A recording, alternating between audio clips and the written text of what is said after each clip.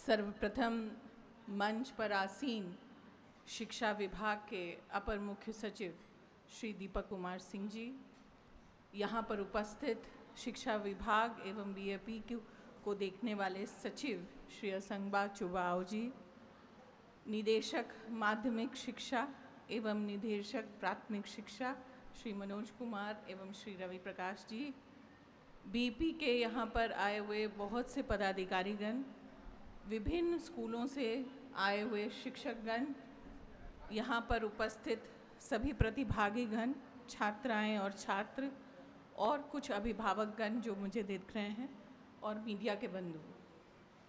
आज सबसे पहले तो मैं शिक्षा विभाग की आभारी हूँ कि उन्होंने मुझे यहाँ पे आमंत्रित किया और आप सबसे मिलने का और आपसे बातचीत करने का मुझे भी एक मौका मिला। यहाँ पर आकर मुझे बड़ी खुशी हुई है, खास करके देखकर कि कितने प्रतिभागियों ने यहाँ पर इनाम जीता है, कितने डिफरेंट ज़िलों से आप लोग आए हैं, कई अन्य ज़िलों से, और सभी ज़िलों ने कुछ ना कुछ इनाम जीता है। और कुछ तो बहुत ही छोटे छोटे प्रतिभागी हैं और कुछ बड़े भी हैं। उम्र की कोई सीमा नहीं है, लेकिन सबसे बड़ी बात है कि आपने एक प्रतियोगिता में भाग लेने की हिम्मत दिखाई और आप भाग लेते हुए आज अपने जिला स्तर, प्रमंडल स्तर से होते हुए आज राज्य स्तर पर यहाँ पर आए हैं। इसके लिए आप सभी को मेरी तरफ से बहुत बहुत बधाई।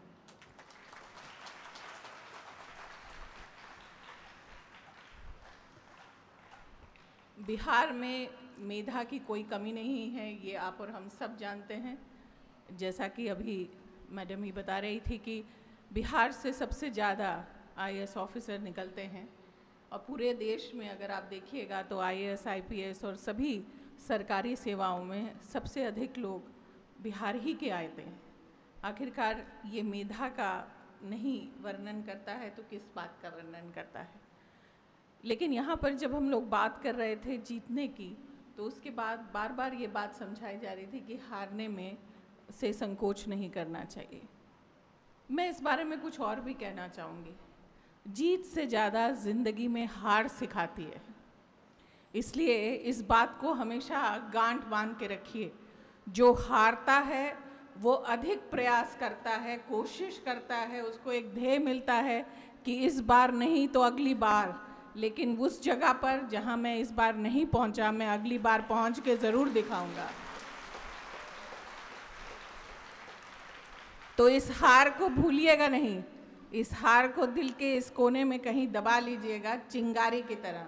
अगर ये चिंगारी सुलगती रहेगी तो आप आगे बढ़ते रहेंगे और एक दिन यहाँ पर आप ही गोल्ड मेडल लेके जाएंगे, तस्वीर आप ही की छपेगी। इस बात को याद रखिएगा और हर बार कोशिश करते रहिएगा। और प्रतियोगिता का मतलब ही ये है कि कोई जीतेगा तो कोई हारेगा।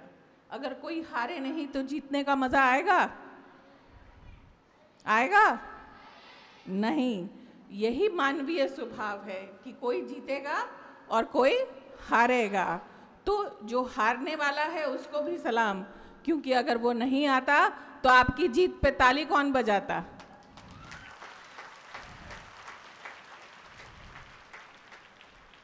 इसलिए जीतने वाले को हारने वाले की ज़रूरत है और हारने वाले को जीतने वाले की ज़रूरत है। दोनों एक दूसरे के बगैर कुछ नहीं है और आगे पीछे होता रहता है। अपने पे अपना संयम रखिए और सबसे ज़रूरी बात आत्मविश्वास।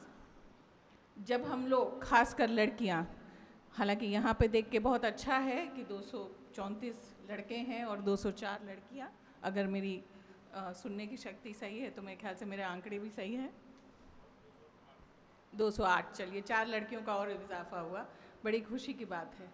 लेकिन जब हम लोग बात करते हैं, खास करके अगर हम लोग ग्रामीण क्षेत्र से आते हैं, तो जैसा कई बच्चों ने भी कहा कि अभी भी लड़कियां पीछे हैं, जबकि प्राथमिक स्तर पर लड़कियां काफ़ी आगे आ चुकी हैं। अब तो बराबरी का नामांकन है, कई स्कूलों में तो लड़कियों का नामांकन लड़कों से ज़्यादा है, लेकिन माध्यमिक स्तर पर आकर थोड़ा सा लड़कियां पीछे हो जाती हैं। क्यों पीछे हो जाती हैं ये आप और हम सब जानते हैं। और अगर हम लोग इसकी बात करें तो मैं लड़के या लड़की दोनों से एक ही बात कहना चाहूँगी कि अगर ज़िंदगी में आगे बढ़ना है तो सबसे पहले सपने देखना सीखो। खुली हो या बंद आंखें, अगर सपने नहीं देखोगे तो उनको पाने का कभी जज्बा भी नहीं आएगा। तो सबसे पहले सपने देखो।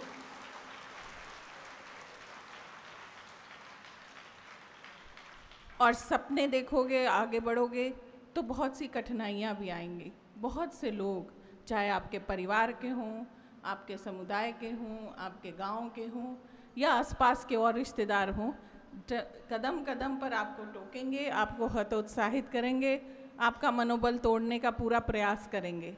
तो ऐसी परिस्थिति में क्या करना है?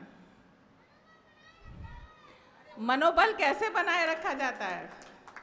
हम लोग सब ये बात झेले हैं, खास करके अगर लड़की हैं इस देश में तो ज़रूर झेला है।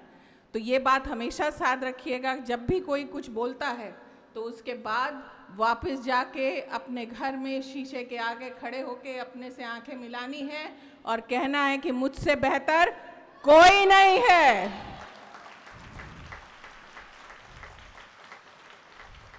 ये दुनिया जो आज मुझे ताने मार रही है या जो कह रही है कि मैं नहीं कर सकता या नहीं कर सकती, इस दुनिया से आंख मिला के मुझे एक दिन बताना है कि मैं क्या कर सकता हूँ या क्या कर सकती हूँ। और वो दिन ज़रूर आएगा जब यही गांव वाले, यही समुदाय वाले और मेरे खुद के परिवार वाले भी मुझे झुककर सलाम कहेंगे और कहेंगे कि बेटा या बेटी, हमें तुम पर फक्र है।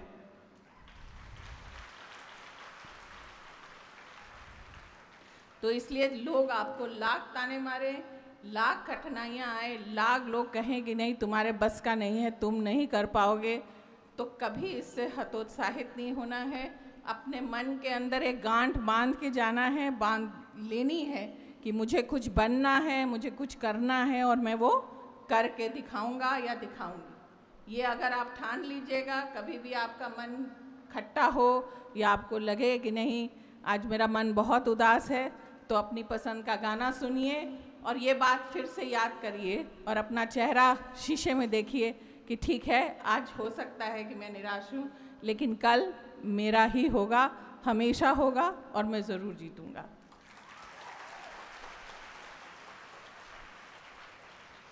दूसरा, बिहार में अक्सर, क्योंकि हम लोग भारतीय प्रशासनिक सेवा के पदाधिकारी हैं, तो जब बच्चे मिलते हैं तो सबसे पहला सवाल बच्चों का और कभी कभी अभिभावकों का और शिक्षकों का भी होता है कि मैम आपने कब से आईएएस की तैयारी शुरू की थी? हाँ कि ना? तो मैंने कॉलेज में आने के बाद सोचा था कि मुझे आईएएस बनना है।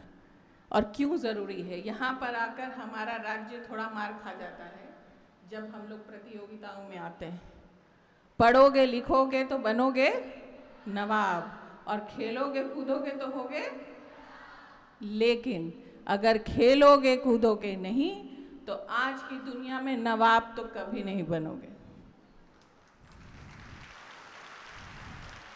आज की दुनिया में अगर आपको सफलता पानी है तो सिर्फ किताबी कीड़ा होने से काम नहीं बनेगा। आप किताबी कीड़ा होने से कोई ना कोई परीक्षा, लिखित परीक्षा ज़रूर पास कर जाएंगे, लेकिन जब आप इंटरव्यू के लिए आएंगे तब आप फेल हो जाएंगे। आपको हर चीज़ के बारे में कुछ ना कुछ जानकारी होनी चाहिए और आपको अपनी ज़िंदगी में एक समरूपता लेके चलनी चाहिए कि पढ़ाई के वक्त पढ़ाई, खेल के वक्त खेल, दोनों चीज़ें ज़रूरी है। मजबूत शरीर ही अच्छे दिमाग के लिए ज़रूरी है। अगर आप दिमाग से बहुत अच्छे हैं लेकिन शरीर से बहुत कमज़ोर हैं तो आप आगे नहीं बढ़ पाइएगा। तो खेलिए भी, कूदिए भी। अगर आपको नृत्य का शौक़ है तो डांस कीजिए, गाने का शौक़ है तो जी भर के गाना गाइए। जो आपकी मन पसंदीदा हॉबी है उसको ज़रूर पालिए और आगे बढ़िए। ये कहीं पे नहीं लिखा है कि 24 घंटे में से 18 घंटे नहीं पढ़ोगे तो फर्स्ट नहीं आओगे या फिर प्रतियोगिता में अव्वल नहीं आओगे। आपको खुद अपना पहचानना है कि कितने घंटे पढ़ के मैं कहाँ तक पहुँच सकता हूँ या पहुँच सकती हूँ। तो खेलिए भी, कूदिए भी, इधर उधर की बातों में भी हिस्सा लीजिए, तभी आपकी एक ग्राउंडेड पर्सनालिटी बनेगी और तब आप आराम से आईएएस बन जाएंगे। दूसरी बात, अभी आजकल आप देख रहे होंगे सोशल मीडिया में बहुत से आईएएस लोग इसी बात की चर्चा कर रहे हैं, क्योंकि कई बार क्या होता है कि 10वीं की परीक्षा थी, 8वीं की परीक्षा थी, हमारे बड़े खराब नंबर आए या हम फेल हो गए, और आदमी बहुत लगता है कि देखिए ये लड़की तो फेल हो गई या ये लड़का तो फेल हो गया, कुछ करोगे जीवन में। माँ बाप तो तुरंत सुनाते हैं, हे भगवान ये लड़की तो पढ़ती नहीं है, ये लड़का तो देखिए दिन भर आवारागर्दी में घूमता रहता है, पढ़ने की तो इसको कोई चिंता ही नहीं है, फेल हो गया है। और कहाँ हम सोच रहे हैं कि बड़ा अफसर बनेगा या ज़िंदगी में कुछ करेगा। इससे घबराना नहीं है। कभी अगर लंबी रेस की दौड़ देखी है तो उसमें लोग कैसे दौड़ते हैं? जो शुरू में बहुत तेज़ दौड़ता है वो मंजिल तक नहीं पहुंच पाता है। जीतता वही है जो धीरे धीरे धीरे स्पीड बढ़ाता है और आखिरी फिनिश लाइन पे आकर अपना पूरा दाव लगाता है और अपना झंडा गाड़ देता है। इसलिए इस बात से कोई फर्क नहीं पड़ता कि आज आप फेल हुए या आज आप पास हुए, आप पहले नंबर पे आए या आप क्लास में 10वीं नंबर पे आए। जिस दिन आपका घोड़ा, जिस दिन आपका दिमाग रफ्तार पकड़ेगा, उस दिन आप सबको पछाड़ते हुए आगे चले जाइएगा। इसलिए अपने को कभी हतोत्साहित मत करिएगा।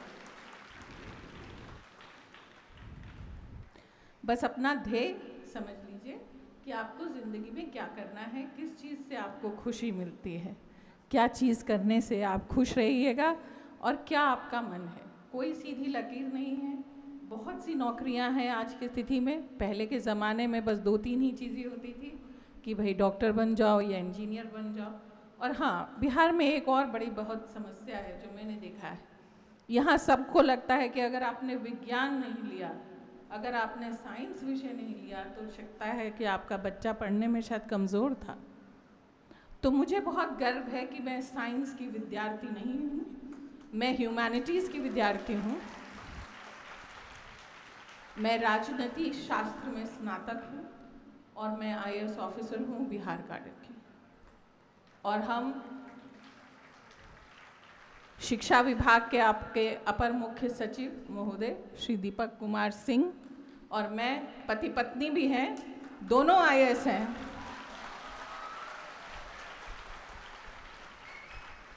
और ये बिहार के हैं, मैं दिल्ली की हूँ, लेकिन अब तो बिहारी हूँ क्योंकि बिहार की बहू मानी जाती है। तो इसलिए जैसे हम लोग अंग्रेजी में कहते हैं कि ऑल रोड्स लीड टू रोम। आपका कोई भी तरीका हो, आपने कोई भी सब्जेक्ट लिया हो, आप आईएएस बन सकते हैं, आराम से बन सकते हैं। उल्टा ह्यूमैनिटीज़ वालों को इंटरव्यू में ज़्यादा मार्क्स मिलते हैं हमेशा compare to engineers. No offence to engineers whoever is sitting here, but generally humanities people score more well in interviews. यानी कि साक्षात्कार में हमेशा जो लोग विज्ञान नहीं लेते हैं वो ज़्यादा अच्छा करते हैं। उसका एक मुख्य कारण है कि जो विज्ञान नहीं लेते वो तर्क करते हैं, क्योंकि विज्ञान वाले ये मान के चलते हैं कि A+B=C। ह्यूमैनिटीज़ वाले मान के चलते हैं कि A+B can also be D, क्योंकि दुनिया और आदमी एक समान नहीं होते, फ़र्क हो जाता है।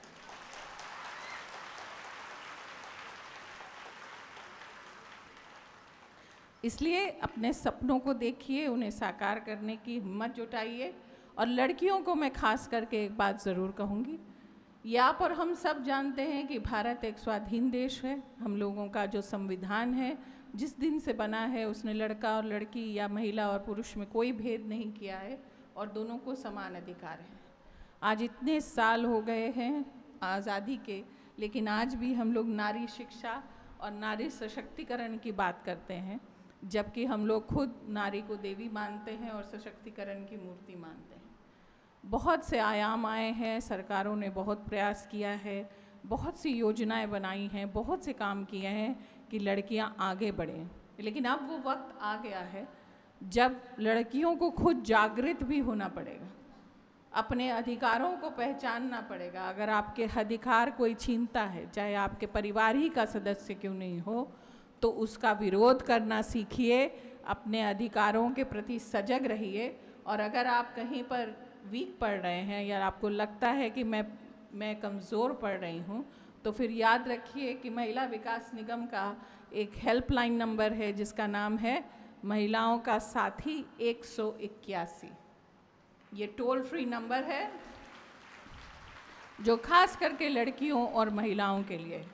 अगर आपको कोई पढ़ने में बाधा आ रही है, कोई कह रहा है कि नहीं पढ़ाएंगे, आगे नहीं पढ़ पाइएगा, 181 को ज़रूर फ़ोन कीजिए। आपके घर कोई ना कोई ज़रूर पहुंचेगा समझाने के लिए कि क्यों नहीं पढ़ा रहे हैं, क्या परेशानी है। अगर आपको कहीं बाल विवाह या इस तरह की कोई भी परेशानी का पता चले अपने गांव में, या आपकी सहेली या आपके घर के आसपास कोई इस तरह का व्यक्ति है जो आज के इस आधुनिक युग में भी सोचता है कि बच्चों की शादी कर देनी चाहिए कम उम्र में, तो उसके बारे में ज़रूर शिकायत कीजिए। अगर आपके गांव में आपके अभिभावकगण या आपके परिवार में या कहीं पे भी दहेज मांगा जा रहा है तो उसका भी पुरजोर विरोध कीजिए और ज़रूर 181 को बताइए। और ये बात आप समझ लीजिए कि जो घरेलू हिंसा अधिनियम बना है वो सिर्फ महिलाओं के लिए नहीं, वो घर की लड़कियों के लिए भी है। तो आपकी उम्र कुछ भी हो, आप उसके तहत आच्छादित हैं।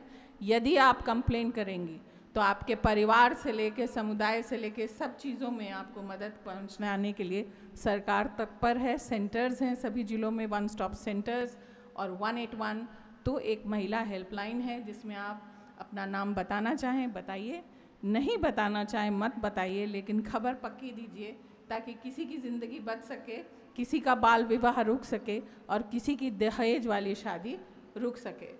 तो जितने भी बच्चे आए हैं मैं उनसे ये ज़रूर जानना चाहूँगी कि इस चीज़ में आप बिहार सरकार की मदद करना चाहेंगे? तो नंबर याद है?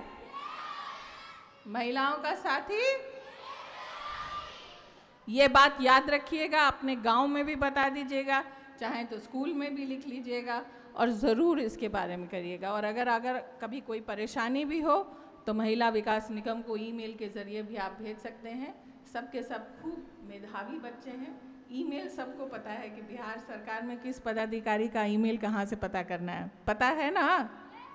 शाबाश, वेबसाइट खोलिए, सबका ईमेल मिल जाता है और बताइए।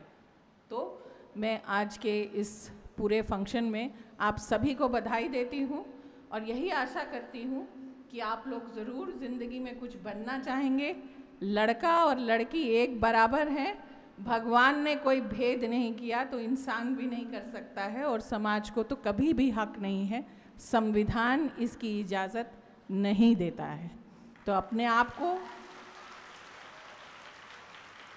समान मानिए, अपने अधिकारों को पहचानिए, उनके प्रति सजग रहिए, क्योंकि कहते हैं ना कि अगर आप स्वयं अपनी मदद नहीं करना चाहेंगे तो शायद कोई भी आपकी मदद नहीं कर पाएगा।